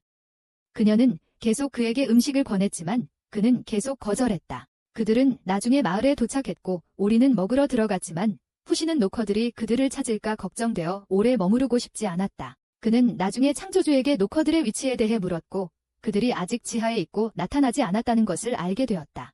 핵심 형태에서는 창조주가 그들을 감지할 수 없었지만 그들이 커지면 분명하게 감지할 수 있었다. 오린이 누구와 이야기하는지 궁금해하자 그는 창조주에 대해 이야기해 주었다. 그는 이제 자신만이 그녀를 보호할 수 있다는 것을 알았고 창조주가 의도적으로 그녀가 자신을 따라오도록 내버려 두어 그가 더 강해질 이유를 주었던 것 같았다. 다음 날 아침 오린은 과일을 먹고 싶어하며 후시에게 나무에 올라가 따오라고 말했다. 그가 오르지 못하자 그녀는 그에게 3월로 변신하라고 했지만 그는 3월의 모습을 잃고 희미한 기억만 남아 더 이상 그녀로 변신할 수 없었다. 창조주는 한 번 잃어버린 모습은 되찾기 전에는 다시 변신할 수 없다고 설명했다. 그의 상태를 들은 오리는 구구의 모습으로 있을 때 그 기억까지 잃을까 걱정했다. 그것은 다시 죽는 것과 같고 모두의 기억 속에서 푸시는 마치 죽은 것처럼 사라질 것이다. 그런 일이 일어나지 않도록 결심한 그는 다음 날 자신의 능력을 더 자세히 연구했다. 그는 만진 모든 것으로 변신할 수 있었지만 의식 있는 존재는 달랐다. 그는 그들이 죽은 후에야 그들로 변신할 수 있었다. 개 같은 생물의 경우 오린이 그것들을 요리할 때 개와 같은 따끔한 고통을 느꼈고 개로 변신할 수 있었지만 그가 변신한 것은 생명을 가질 수 없었다. 오린은 이전에 어떻게 이겼는지 물었고 그가 설명한 후 그녀는 갑작스러운 온도 변화 때문이라고 말하며 그에게 설명했다. 그녀는 그에게 인간들이 위험 때문에 보통 피하는 동물들로 가득한 숲으로 그를 안내했고 거기서 그는 새롭고 더 유용한 힘을 얻을 수 있었다. 다음 날 두 사람은 그 숲에 도착하기 위해 배에 탔지만 배에 타자마자 한 소녀가 남자와 여자로 나뉘라고 했습니다. 두 사람 모두 아무런 의심 없이 따라갔지만 후씨는 우리에 갇히게 되었습니다. 안에는 손에 낙인이 찍힌 노예로 보이는 사람들이 있었습니다. 후씨의 손에도 낙인이 찍혔는데 꽤 아팠지만 금방 회복되었습니다. 그는 오린 여사도 잡혔을까 걱정했습니다. 그와 다른 사람들은 섬으로 끌려갔고 감독관은 그에게 낙인이 없자 실수로 데려온 줄 알았습니다. 오린 여사를 데려간 소녀가 후씨를 꺼내러 왔습니다. 그가 오린 여사의 행방을 묻자 소녀는 몰랐습니다. 그래서 그는 떠나 꼬리를 잃기로 결심했습니다. 이후 그는 늑대로 변신하여 냄새를 따라 오린 여사를 찾았습니다. 그는 벽 너머에서 그녀의 냄새를 맡았고 그래서 넘어갈 방법을 찾으려 했습니다. 하지만 땅을 파는 것은 효과가 없었고 오르려면 화살을 하나하나 박아야 했습니다. 하지만 오르던 중 바람에 날려 머리를 다쳤습니다. 앞서 만났던 소녀와 그녀의 일행이 그를 발견하고 그의 재생 능력을 알게 되었고 비밀로 지켜주겠다고 약속했습니다. 오린을 찾던 것에 대해서는 그녀가 그들을 범죄자로 오해한 것에 대해 사과했습니다. 이곳은 위험한 죄수들을 가두는 감옥섬이었습니다. 그가 그 부엉이를 쏘기 위해 활을 빌리려 하자 그녀는 그것이 자신의 동반자라며 그를 막았다. 후씨는 벽을 넘을 방법이 있는지 알고 싶어 했지만 불행히도 없었다. 하지만 그녀는 그가 이곳에서 힘을 얻을 수 있는 방법을 알고 있었다. 그는 이 토너먼트에서 승리해야 했다. 승자는 섬에서 모든 특권을 얻게 될 것이다. 그는 여기서 무엇을 해야 할지 몰랐고 그때 사회자가 규칙을 발표했다. 경기장에서 살아남는 자가 승자가 된다. 후씨는 자신은 죽을 수 없으니 쉽다고 생각했다. 그리고 학살이 시작되었고 그는 이 싸움의 현실이 의미 없는 사륙이라는 것을 깨달았다. 모두가 필사적으로 서로 죽여 마지막까지 살아남으려 했다. 후씨는 메스꺼움을 참을 수 없었다. 결국 붉은 머리 남자가 마지막으로 남았지만 후씨가 아직 경기장에 있었기에 도끼를 그의 머리에 던졌다. 후씨는 많은 사람들이 자신을 지켜보고 있는 것을 보고 어쩔 줄 몰랐다. 술 파는 노인이 자신의 능력을 다른 사람들에게 드러내지 말라고 했기 때문이다. 하지만 목표를 달성하려면 이겨야만 했다. 그래서 그는 얼어붙은 채 서 있었고 다른 남자는 찾을 수 있는 모든 무기를 사용하여 그를 꿰뚫으려 했다. 그가 쓰러지지 않자 그 남자는 그가 쉽게 상대할 수 있는 사람이 아님을 알고 현명하게도 쓰러지는 척하며 그를 이기게 했다. 그 후 그는 그 여자를 다시 만났다. 그녀는 자신을 타날이라고 소개하며 그를 모두에게 소개했고 그와 이야기하고 싶은 1,100명은 요금을 지불해야 한다고 발표했다. 한 젊은 남자가 그들이 권력을 남용하는 것을 허락하지 않자 즉시 수면제가 든 다트를 맞았다. 타나리는 그가 섬의 지도자가 되도록 명성을 쌓는 것을 도왔습니다. 이전 지도자들은 모두 2주 안에 죽었고 그 때문에 섬은 오랫동안 혼란에 휩싸였습니다. 하지만 이제 그가 불멸의 존재가 되었으니 그를 이용해 이곳을 다스리고 바꿀 수 있었습니다. 하지만 그는 개의치 않았습니다. 그는 오린을 구하고 떠나고 싶었을 뿐입니다. 그가 떠난 후 타나리와 그를 알고 있는 아이들이 그를 따라갔습니다. 저 큰 남자아이가 유로이, 빨간 머리 여자아이가 미아, 곱슬머리 남자아이가 산달, 그리고 작사를 쏘는 여자아이가 오파입니다. 아이들은 그를 섬 구경시켜주며 이곳에 세워진 3개의 교회가 외부 사람들에게 이곳에 여전히 신과 신들의 축복이 있다고 속이고 있다는 것을 알려주었습니다. 이곳에는 밭도 있었고 곡식을 훔친 자는 죽여 경고로 매달았습니다. 죄가 있는 사람은 누구든 자비 없이 처형했기에 이곳에서는 살인이 허용되었습니다. 섬의 자원이 매우 부족해서 목숨을 부지하기 위해 견뎌야만 했어요. 떠나고 싶었지만요. 이곳은 원래 특정 국가가 관리했지만 통제불능의 인구 때문에 자취하게 되었어요.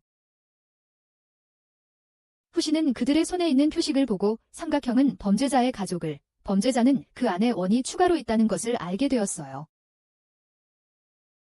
그는 왜 죄수들이 자유롭게 밖에서 살 수 있는지 이해할 수 없었어요. 타나리는 이전에 올인 부인이 투옥되었다고 말했었거든요. 다른 죄수들은 아니고 왜 올인 부인만 투옥되었을까요? 타나리는 후씨에게 올인 부인이 잔놈에서 10명을 독살한 죄로 체포되어 위험한 범죄자로 분류되었다고 말했어요. 하지만 후씨는 이런 곳에서 웃고 즐길 수 없을 만큼 그들이 너무 아파서 그들과 협력할 수 없다고 느꼈어요. 그날 밤 그는 세를쏘아 올인 부인을 찾아가려 했지만 창조주는 그에게 왜 토너먼트를 계속하지 않았냐고 물었어요. 그는 사람을 죽이고 싶지 않다고 말했어요. 창조주는 그에게 모든 인간에게 죽음이 찾아오지만 구구처럼 인간은 스스로 죽는 시점을 선택할 권리가 있다고 말했어요. 후시는 간접적으로 구구의 죽음의 원인을 제공했지만 구구는 후시를 구하기 위해 자신의 생명을 짧게 했어요. 그러므로 저 안의 범죄자들에 대해서는 그들은 자신의 수명을 바꿔 삶을 바꿀 기회를 얻었으니 그가 죄책감을 느낄 필요는 없어요. 하지만 그는 창조주의 말을 무시하고 계속해서 찾아다녔고 한 소녀가 와서 그의 볼에 혀를 댔어요. 다음 날 아침 그는 계속해서 벽을 타고 올라갔지만 계속 떨어졌어요. 타나리는 그에게 다음 경기를 준비하라고 했지만 그는 다음 경기가 1대1 대결이고 이기려면 누군가를 죽여야 하기 때문에 참가하고 싶지 않았어요. 그는 거절하고 자신의 일을 계속했어요. 나중에 타나리는 자노메에서 온 비빈이 실종되었다는 소식을 듣고 경기장으로 올라가 혼자서 많은 상대를 제압했습니다. 놀랍게도 그날 마치를 죽인 헤이스였습니다. 그러자 후시는 벽돌 아래로 굴을 판 두더지를 발견하고 그것을 들어 올려 죽였습니다. 후시는 나중에 그 생명을 앗아간 것을 후회했지만 곧바로 두더지로 변신하여 땅속으로 파고들었습니다. 하지만 새에게 잡혀 타나리 일행 근처에 떨어졌고 결국 시합에 참가해야 했습니다. 상대는 전투광인 삼촌이었습니다. 그는 자신의 불멸의 몸으로 그를 위협했지만 그 남자는 전혀 겁먹지 않았고 심지어 그의 살점을 베어 물었습니다. 그는 늑대로 변신하여 공격하고 위협했지만 소용업자 구구로 변신하여 불을 내뿜었습니다. 그 남자는 그가 제대로 싸우려 하지 않는다는 것을 알았습니다. 그러자 갑자기 과거의 기억이 떠올랐고 페로나를 기억해냈습니다. 어떻게든 페로나로 변신했고 그녀의 몸은 그에게 더 유연하고 빠르게 움직일 수 있게 해주었기에 그는 남자를 발차기로 쓰러뜨리고 이겼습니다. 하지만 그 모습이 하이스의 주목을 끌었습니다. 후시는 3월에 대한 기억은 없었지만 페로나를 여전히 기억했고 이 모습을 사용할 수 있다는 것은 페로나가 죽었다는 것을 의미한다는 것을 알았습니다. 창조주는 페로나가 일찍 죽어서 이렇게 민첩한 몸을 사용할 수 있게 되어 기뻐했지만 그는 창조주의 말이 역겹다고 생각했습니다. 창조주는 그가 인간의 죽음에 대한 감정을 버리기를 원했지만 불행히도 고통이 그의 발전을 이끌었기에 그는 더 이상 아무것도 할 수 없었습니다. 그 후 그는 다시 타나리에게 뒤쫓겼습니다. 그녀는 계속 그를 괴롭혔다. 모두가 후시를 위해 소를 잡았지만 그는 거절하고 돌아섰다. 타나리는 그가 죽이는 것을 싫어한다는 것을 알았지만 사실 오늘 만난 상대가 10명 이상을 죽였기에 어떤 사람들은 죽어 마땅하다는 것이었다. 타나리는 그의 호감을 얻고 그를 돕기 위해 무엇을 해야 할지 몰랐지만 그가 오린 여사와 자신이 이 저주받은 곳에 휘말리게 된 것이 그녀 때문이었기에 그는 거절했다. 오린 여사가 과거에 사람을 죽였음에도 불구하고 타나리는 그녀의 아버지도 사람을 죽였던 점을 이야기하며 공감을 표했지만 그는 여전히 무관심했다. 그래서 타나리는 세 번째 방법을 사용하여 그가 오린 여사와 자신을 이 배로 유인한 사람을 찾도록 돕고자 했다. 겉으로는 그녀의 바람에 따라주었지만 그를 믿지 않았기에 밤에 두더지로 변신하여 벽을 파고 들어갔다. 그는 성공적으로 안으로 들어가 냄새를 따라 오린 여사를 찾았다. 그는 올라가려 했지만 떨어졌습니다. 그녀는 소리를 듣고 그에게 대답했습니다. 그녀는 그가 페로나의 모습을 사용하고 있으니 페로나가 누군가를 보호하기 위해 희생했음을 알았습니다. 그는 그녀를 여기서 탈출시키고 싶어 했지만 그녀는 그가 혼자 가기를 원했습니다. 그녀는 범죄자였고 이곳이 그녀가 있어야 할 곳이었기 때문입니다. 그는 여전히 그녀를 구하려고 고집했고 그녀는 그에게 어떻게 구출할 계획인지 물었습니다. 감방문은 바깥에서 잠겨 있었고 설령 그 구멍으로 들어갈 수 있다 해도 어떻게 그녀를 꺼낼 계획인가? 그녀를 당장 구출할 수 없다는 것을 알고 타나리가 그에게 유용한 정보가 있다는 말을 듣고 그는 떠났습니다. 그는 다시 바깥으로 나가 정보에 대해 물었지만 그녀는 그가 내일 경기에서 이긴 후에 말해주겠다고 했습니다. 어쩔 수 없었다. 경기장에 들어가기 전 타나리는 그에게 상대의 머리를 노리고 죽이지 말고 기절시키라고 말했다. 그는 경기장에 들어가 페로나로 변신하여 싸웠지만 상대는 항상 머리를 보호하는 무술가였다. 상대가 그의 목을 잡자 그는 두더지로 변신하여 땅속으로 파고 들어가 뒤에서 발차기로 그를 쓰러뜨렸다. 하지만 상대는 다시 일어섰고 관중들은 그가 또 누군가를 살려줄 것이라는 것을 알고 직접 화살을 쏴 상대를 끝장내려 했다. 그는 그 남자를 보호하려 했지만 여전히 화살을 맞고 끌려갔다. 이곳 사람들에게 매우 불만이었지만 그는 받아들여야 했다. 밖에서 그는 아직 살아있는 무술가의 형을 만났다. 그 남자에게는 동생이 있었고 그가 싸우는 이유였습니다. 그는 어머니가 이곳으로 끌려왔지만 돌아가셨고 이제 동생이 그가 노력하는 유일한 동기라고 밝혔습니다. 후시는 승리 후 두 형제가 이곳을 떠날 수 있도록 도와주기로 결심했습니다. 그러고는 거래를 떠올리고 타나리에게 정보를 밝히라고 요구했습니다. 그녀는 질문을 회피하며 다시 그를 속였고 그는 그녀를 공개적으로 경멸하기 시작했습니다. 동생은 후시에게 불을 피워달라고 부탁했고 그는 국으로 변신하여 도왔습니다. 갑자기 다른 사람들이 와서 후시를 비난하며 전투원들이 목숨을 걸고 싸우는 동안 그는 사람들을 계속 살려줌으로써 그들의 명예를 훼손했다고 말했습니다. 그들은 그처럼 불멸의 존재는 인간 생명의 가치를 이해하지 못할 것이라고 주장했습니다. 타나리가 개입하려 하자 타나리는 맞았고 친구들이 난장판을 해결해야 했습니다. 갑자기 후시는 노커의 공격을 받고 구구의 형태를 잃었습니다. 그는 모두에게 도망치라고 말하며 혼자 싸웠습니다. 그는 물과 불을 사용했던 것을 기억했지만 구구의 기억을 잃으면서 불의 능력도 잃었습니다. 그는 빈 곳으로 달려가 노커의 몸에 작은 구멍을 발견하고 두더지로 변신하여 구멍으로 들어가 혈관을 물었습니다. 하지만 한 입만 물자 노커는 그를 내던졌고 그는 그 형태도 잃었습니다. 그는 다시 타나리 일행을 만났고 그들은 그를 도와 싸우려 했습니다. 그는 아무도 죽게 하고 싶지 않아 도움을 거절했지만 모두가 노커의 손을 묶기 위해 수레를 가져왔습니다. 괴물 때문에 땅이 흔들리고 모두가 도망쳤습니다. 타나리 일행은 활과 폭발 화살을 가져와 괴물을 공격했지만 너무 힘들어서 후시는 틈을 노리라고 지시했습니다. 그는 페로나로 변신하여 활을 복제해 쏘았습니다. 하지만 페로나의 활쏘기 실력은 여전히 부족했기에 틈의 화살을 성공적으로 명중시킬 때까지 계속 연습해야 했습니다. 화살이 부족해지자 그는 모두를 위해 더 많은 화살을 복제했고 그들은 마침내 노커를 파괴했습니다. 후시는 3월의 공과 구구를 포함해 모든 것을 되찾았습니다. 타나리는 그에게 때로는 다른 사람의 도움이 필요하고 큰 일을 할 때는 많은 사람들과 함께하는 것이 최선이라고 가르쳐 주었습니다. 창조주는 이 섬이 후시의 성장에 좋은 곳이 될 것이라고 예측했습니다. 그날 밤 타나리 일행과 후시는 축하 파티를 열었습니다. 일행들은 각자의 꿈을 나누었습니다. 타나리는 음식을 가져왔지만 콩 등 간단한 음식뿐이었기에 후시가 많은 음식을 만들어냈습니다. 하지만 그 음식에는 헤이즈가 전해준 수면제가 들어있었고 모두 음식을 먹고 잠들었습니다. 후시는 타나리의 일기를 보고 한 줄을 읽었지만 다시 제자리에 두고 떠났습니다. 타나리는 갑자기 깨어나 후시에게 자신 때문에 이곳에 오게 된 것을 사과했습니다. 그녀는 일기를 가져다 자신의 이야기를 적었습니다. 이전에 그녀의 가족은 와인 저장고의 전 소유주였습니다. 세 식구는 매우 행복하게 살았지만 그녀가 7살 때 타나리는 집에서 어머니의 시체를 발견했습니다. 교회 사람들은 그녀의 아버지를 범인으로 판단하고 이 섬에서 추방했습니다. 고아로 사는 것과 여기로 오는 것, 두 가지 선택지 중에서 그녀는 아버지가 무죄라고 믿었기에 아버지를 따라 감옥섬으로 갔습니다. 이 무법의 섬에서 한동안 지낸 후 아버지는 섬을 떠날 권리를 얻기 위해 경기장에 참가하기로 결심하고 딸과 항구에서 만날 것을 약속했습니다. 관중석에서 타나리는 아버지의 승리를 기도했습니다. 하지만 아버지가 사람들을 죽이며 웃는 피에 굶주린 살인자가 된 것을 본 타나리는 너무 충격을 받아 아버지가 죽었다고 그 사람은 아버지가 아니라고 스스로를 속였습니다.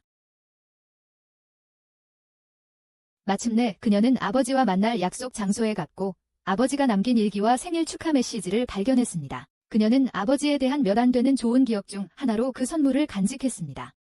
그녀 뒤에는 독살되어 바다에 버려지기 전에 늦은 사과를 하는 살인마가 있었습니다.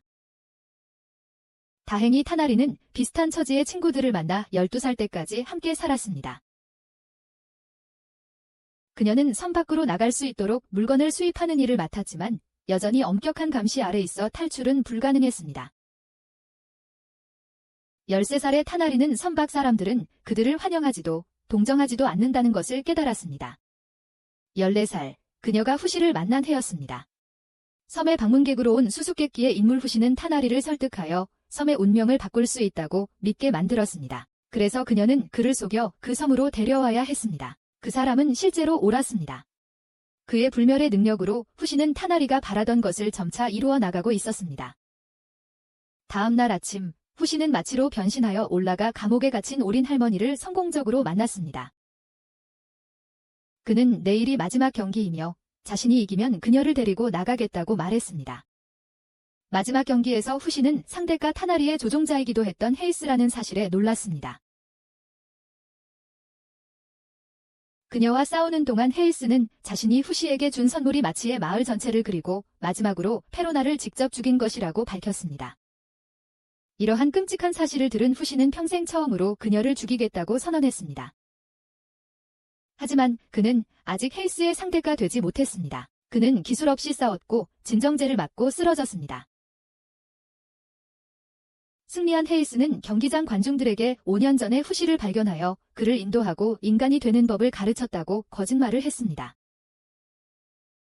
하지만 그는 인간의 정신을 이해하지 못하고 도망쳤다고 덧붙였습니다. 관중들은 심리적으로 조종당하기 시작했고 헤이스는 타나리에게 지도자 자리를 넘겨주겠다고 말하며 연기를 마무리했습니다.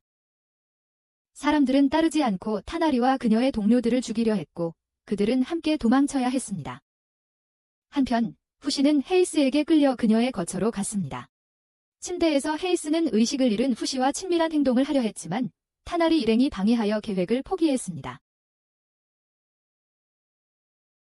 타나리 일행이 방에 들어왔을 때 그들은 후시를 찾을 수 없었습니다. 헤이스는 아무도 연락할 수 없는 지하 깊숙한 방으로 그를 데려갔다고 알렸습니다. 선장이 나타나 그들의 계획을 물었습니다. 타나리는 리더로서의 위치를 이용하여 후시의 석방을 요구하며 선장의 함선을 복제하여 떠날 것이라고 말했습니다.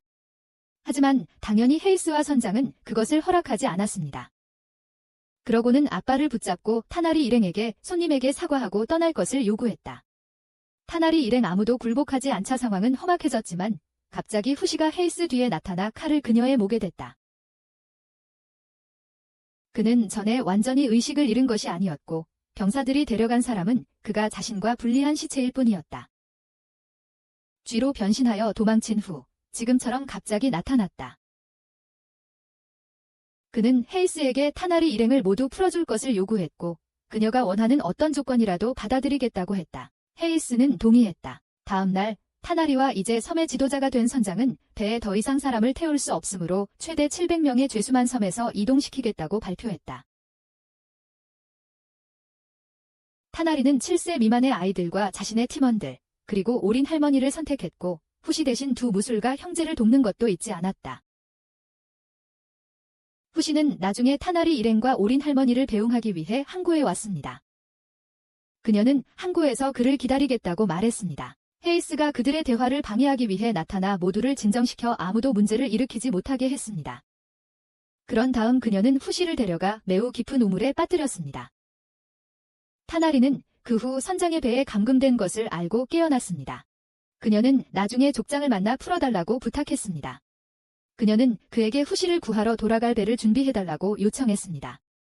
올빼미도 그녀를 따라갔고 하데스의 병사들이 중간에 그들을 발견했지만 선장은 타나리를 위해 그들을 처리하는 것을 주저하지 않았습니다. 그는 자기 배에서 함부로 행동하지 않도록 그들에게 가르쳐야 했습니다. 그래서 타나리는 자신의 이야기를 계속하기로 했고 미래의 후시가 자신의 이야기의 일부가 되기를 원했습니다.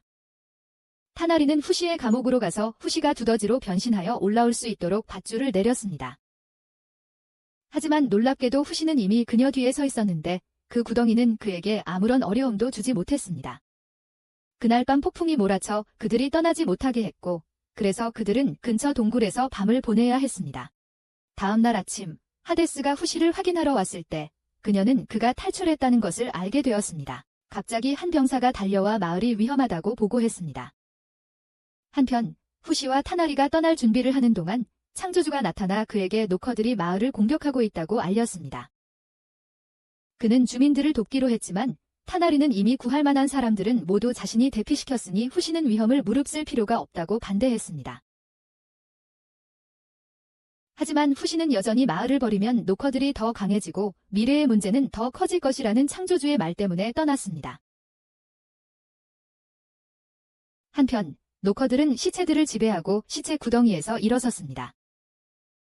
주민들은 혼란스럽게 저항했지만 소용없었습니다. 후시는 모두 사람들이라는 점에 주저했지만 주민들이 이들은 이미 죽은 사람들이라고 싸우라고 말했기에 싸움에 뛰어들었습니다. 전투 중 타나리가 그를 지원하기 위해 나타났고 그녀가 위험에 처하자 그녀의 팀원들도 둘을 돕기 위해 돌아왔습니다. 그들은 어둠이 내리기 전에 모든 노커들을 제거하기 위해 협력하여 싸웠습니다. 갑자기 우파가 넘어지며 노커에게 지배당했습니다. 미아는 이를 모르고 우파를 돕다가 칼에 찔렸다. 후시는 재빨리 미아를 데리고 창조주에게 안전한 방향을 물었다. 창조주는 몇 분 동안만 안전한 방향을 가리켰다. 그는 일행을 임시 안전장소로 데려가 미아를 구하려 했다. 유로이는 후시에게 치유 능력이 있냐고 물었지만 그것은 그의 능력 밖이었다. 그럴 수 있었다면 그렇게 많은 희생을 치르지 않았을 것이다. 악령의 시인 우파가 돌아왔고 타나리는 후시에게 해치지 말라고 애원했지만 후시는 그녀가 이미 구할 수 없다는 것을 알고 검으로 끝내려 했다.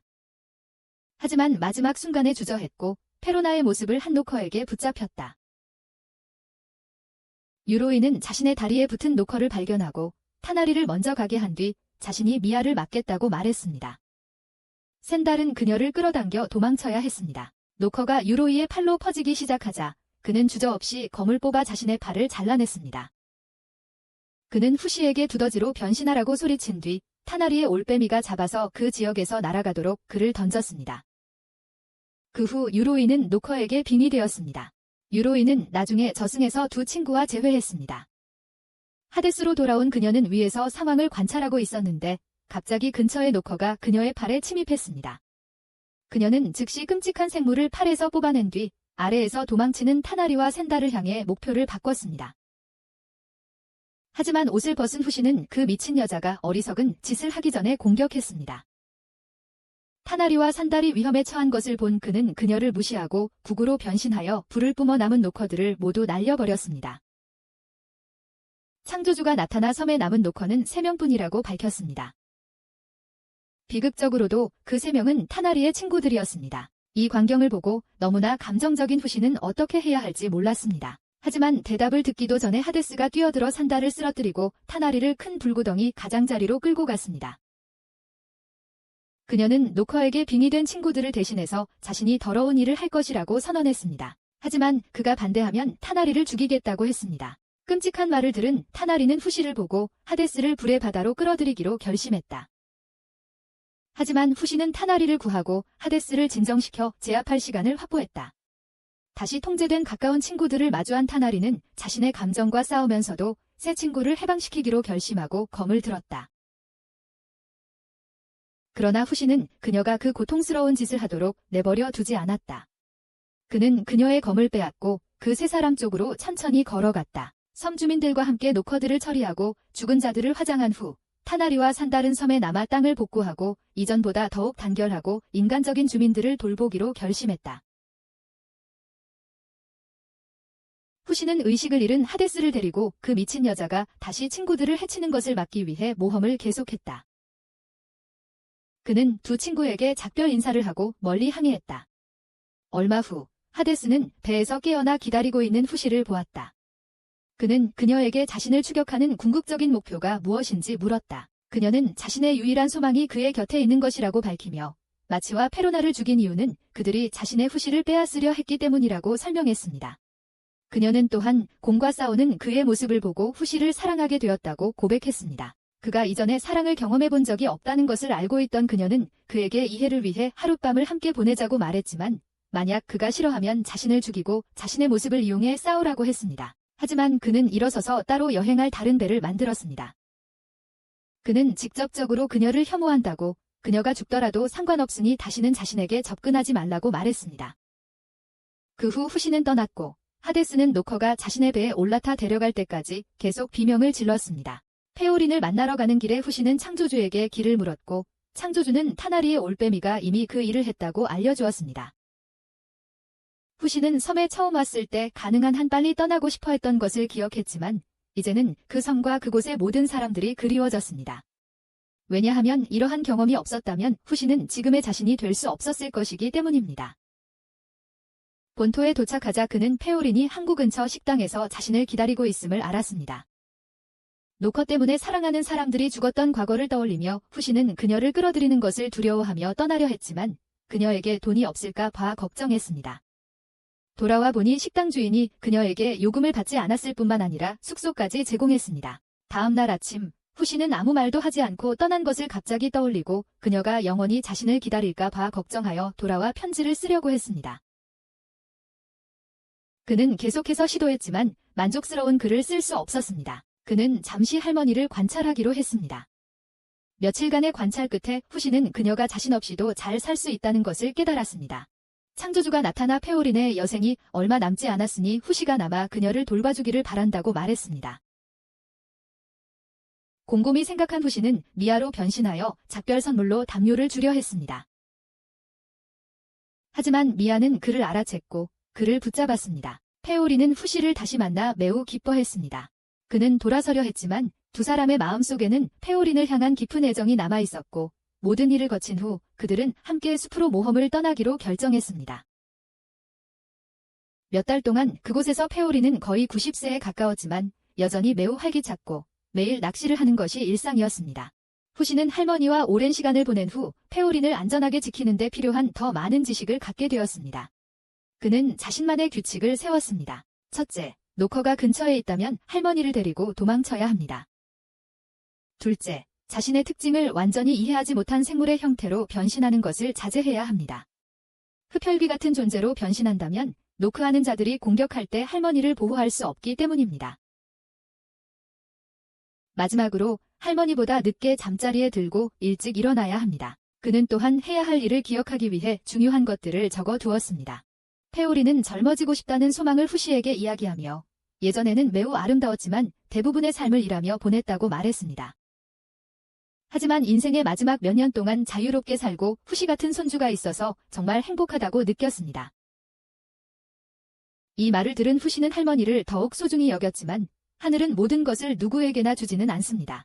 어느 날 할머니는 몸이 좋지 않아지고 이전보다 더 예민해졌으며 기억력도 점점 감퇴했습니다. 하지만 후 씨는 그 모든 것을 무시하고 끝까지 할머니를 돌보았습니다. 어느 날 페오린은 갑자기 이상할 정도로 평범해졌다. 비가 올 것 같자 그녀는 마지막 순간을 맞이하기 위해 누워있는 동안 후 씨에게 말린 생선을 가져오라고 부탁했다. 그녀는 후 씨가 돌아오기 전에 창조주에게 자신을 데려가 달라고, 그리고 가능하다면 다음 생에서 후 씨에게 더 유용한 무언가가 되도록 이 늙은 몸을 사용해 달라고 기도했다. 그는 마지막 순간에 나타나 페오린의 소원을 들어주었다. 저승에서 그녀는 어린 시절의 자신을 보았고 그녀의 말대로 정말 아름다웠다. 창조주는 후 씨의 원래 모습처럼 구슬 안에 그녀의 가장 아름다운 모습을 간직했다. 그러고 나서 그녀는 사라졌고 후 씨는 다시 한번 사랑하는 사람의 죽음을 목격했다. 하늘이 어두워지며 그의 슬픔의 눈물처럼 비가 쏟아지기 시작했다. 친한 친구이자 할머니를 화장한 후 씨는 유서에 남겨진 그녀의 마지막 메시지를 발견했습니다. 페오린은 후 씨에게 후회 없이 살았던 그녀처럼 자신의 꿈을 위해 살라고 했습니다. 시간이 흘렀고 창조주는 후 씨에 대해 더 이상 새로운 것을 말하지 않았습니다. 후 씨는 이제 중년이 되었고 노커를 죽인 후 광적으로 웃었습니다. 그리고 이것으로 영화 1부가 끝났습니다.